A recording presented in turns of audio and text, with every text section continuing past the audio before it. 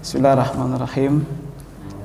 Alhamdulillah wahda, wassalatu wassalamu ala man la nabiyya ba'dah, wa ala alihi wa sahbihi ajmain wa ba'd. Jemaah sekalian ya, kita sejenak kira-kira 10 menit kita renungi apa makna kandungan dari firman Allah Subhanahu wa taala dari Al-Qur'an. Saya nasihati diri saya sendiri dan kepada jemaah sekalian, hendaklah jangan kita lepas dari Al-Quran kapan dan dimanapun, karena seseorang apabila ia jauh dari Al-Quran maka bisa dikatakan alamat kebinasaan. Alamat kebinasaan ya.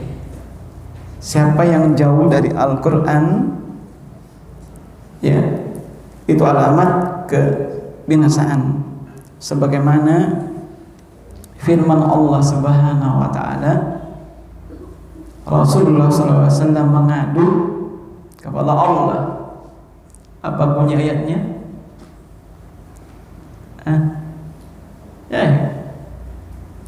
Qala Rasul, berkata Rasul, ya Rabbi,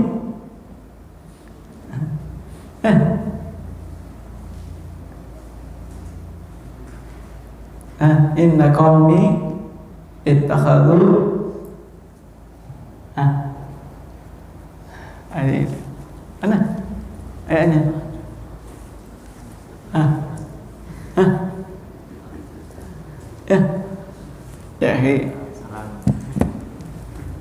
ini menunjukkan bahwa kita lalai. Berapa banyak ayat yang lewat, berapa banyak surat yang lewat, kita sering dengar, kita sering baca, tapi tidak bisa tinggal di hati kita, tidak bisa tinggal di kepala kita. Apakah kita termasuk orang yang menjadikan Al-Quran itu mahjura? Ya, Al-Quran itu ditinggalkan. Ya. Ini jamaah sekalian, jangan sampai apa yang dikatakan oleh Rasul dalam firman Allah Subhanahu wa taala, mahjura, Al-Quran itu ditinggalkan. Ya, ditinggalkan Al-Quran. Tinggalkan membacanya, tinggalkan mempelajarinya. Ya, lebih senang mempelajari yang lainnya, lebih senang bersama yang lainnya dibandingkan dengan Al-Quran. Ya, ya, ini jamaah sekalian, bagaimana kita lalai dari Al-Quran? Ya, ini harusnya tiap hari kita tidak bisa lepas dari Al-Quran. Hudan lil muttaqin, petunjuk. Kapan lepas petunjuk? Tersesat kita, tersesat. Bukan pelajaran nih bro, berapa banyak ayat yang lewat, berapa banyak surah yang lewat, kita dengar, kita hafal, kita pahami. Apakah berpengaruh dari kehidupan kita? Apakah sudah merubah sifat kita? Apakah sudah merubah amalan kita yang dulu bejat jadi taat, banyak maksiat bertobat? Ini jamaah sekalian, nasihat untuk kita semuanya. Sering kita baca Al-Quran, sering kita hafal, bahkan hafal mati. Suratul Fatihah, jangan jauh-jauh, Suratul Fatihah saja, apakah sudah bisa mengambil faedah darinya? Ini jamaah sekalian, kalau begitu bisa jadi kita termasuk orang-orang yang menjauhi Al-Quran. Ini maka sangat pas untuk materi hari ini. Jangan sok suci, jangan sok suci. Kita semua pendosa. Kullu bani Adam khata'. Setiap bani Adam itu pasti bersalah. maka mari kita sama-sama bertaubat. Kita semua dosa, banyak dosa. Wa khairu khata'un at-tawwab. Sebaik orang yang bersalah adalah bertaubat. Ini ya mas kalian. Maka di sini jangan siapa yang merasa sok suci, merasa dirinya iya di atas lebih dari yang lainnya, maka itu adalah sifatnya iblis la'natullah alaih. Iblis. Dia merasa lebih, ana khairun min, saya lebih baik daripada Adam. Ya, merasa lebih baik. Jadi siapapun di antara kita di sini merasa punya rasa lebih dari sisi harta, dari sisi dunia, dari sisi agama, dari sisi ilmu, dari sisi amanan, dari sisi apapun, maka dia merasa paling suci, paling benar, makin enggak pantas. Ya, kadang-kadang sifatnya orang yang suci itu mau menang sendiri. Ya, mau menang sendiri. Mencari alasan kalau dia sudah berbuat salah. Udah benar salahnya, dia benar berbuat salah, tapi cari-cari alasan untuk membenarkan dirinya. Ini sifatnya orang yang sok suci. Maka kalau kita lepas dari orang-orang yang merasa dirinya sok suci, ya, antum bisa seperti ini, maka tidak bisa lepas. Ini kadang-kadang demikian. Coba bagaimana iblis? Apa alasannya iblis? Udah salah tapi cari alasan. Iya kan? Maka siapa yang cari-cari alasan membenarkan kesalahannya, ya udah kena. Makanya jamaah sekalian, fala tuzakku anfusakum. Jangan kau mensucikan dirimu sendiri. Allah berfirman, innallaha, apa lanjut ayatnya? Wallahu ya'lamu man ittaqa. Sungguhnya Allah yang paling tahu siapa yang bertakwa. Kita lihat hadis Rasulullah SAW.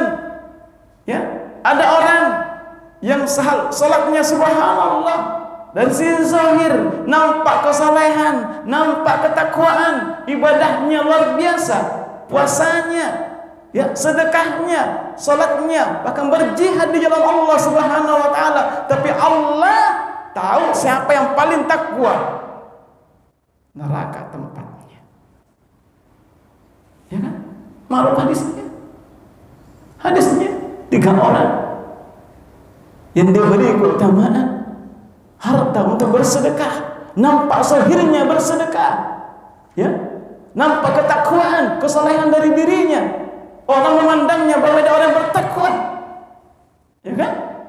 Ada orang para guru, qari, membaca Al-Quran, mengajarkan Al-Quran. Subhanallah, dia alim di sisi manusia, di mata manusia. Orang takwa, nampak kesalehan, ya, orang berjihad di jalan Allah, ya, nampak keberanian, sujaknya, subhanallah, nampak dari sisi zahir, nampak ketakwaan. Tapi Allah yang paling tahu siapa yang bertakwa. Demikian diri kita jamaah sekalian. Apa nampak pada diri kita? Kesalehan, ketaatan. Apa ada jaminan kita termasuk yang bertakwa? Ini jamaah sekalian. Maka para a'immah, ulama terdahulu menangis. Kenapa? Karena yang diterima itu adalah hanya amalan yang bertakwa. Yang diterima di sisi Allah hanya amalan yang paling bertakwa. Apakah ada jamin diri kita ini termasuk yang bertakwa? Ya, sudah banyak amalan-amalan yang kita sudah perbuat, amalan soleh. Apa ada jaminan kita termasuk yang bertakwa? Ini jamaah sekalian. nasihat untuk diri kita. Allah yang paling tahu siapa yang paling bertakwa.